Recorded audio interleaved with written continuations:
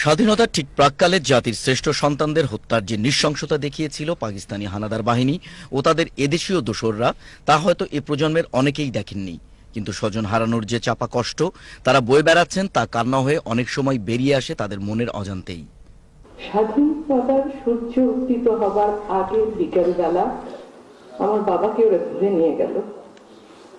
সারা রাত নির্মম নির্যাতনের পরে যখন পূবের আকাশে আমাদের স্বাধীনতার সূর্য উদিত হচ্ছে, তখন বাবাকে ওরা বেউনের চার্জ করে 10 করে মেরে দিল।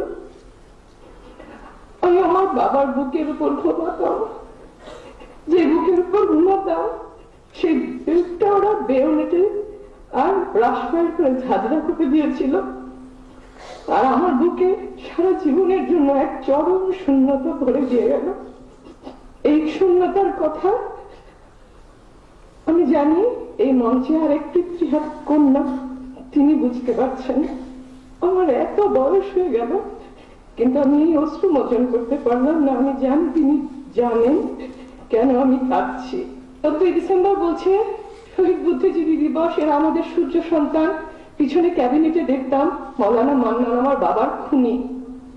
এই নিজামী, এই মুজাহিদ সেদিনও পথ করে গাড়ি চালিয়ে আমাদের পাশ দিয়ে গেছে, আমাদের মুখে কাদা লেপন করে।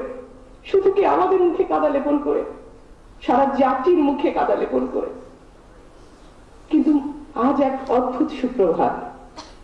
আজ মুক্তিযুদ্ধের সপক্ষের শক্তি আপনারা ক্ষমতায়।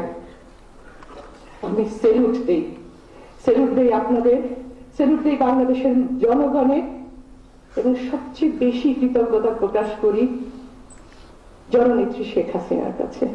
তিনি, আমি জানি এই যুদ্ধাপরাধীদের বিচার করবার জন্য তিনি তার জানের উপর হুমকি নিয়ে আসছেন, তবুও তিনি পিছপা হচ্ছেন না, অসম সাহসী।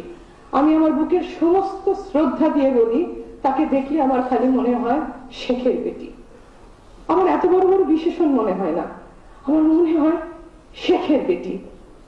এত সাহস। আমি জানি তিনি বড়ই একা এই সংগ্রামে, কিন্তু তারপরেও তিনি পিছপা হননি। আমি আপনাকে ব্যক্তিগতভাবে আমার এবং শহীদ পরিবারের সমস্ত শোক পুঞ্জীভূত করা কৃতজ্ঞতা জানাচ্ছি। আমার ক্ষমতা, আল্লাহ আপনাকে ক্ষমতা দিয়েছেন, আপনি আপনার বাবা হত্যাকারীর বিচার করেছেন, আপনি আমাদের বাবা হত্যাকারীর বিচার করেছেন। আল্লাহ আপনাকে রক্ষা করবেন। আমরা এতিমরা আপনার জন্য দোয়া করি, বিধবারা আপনার জন্য দোয়া করি।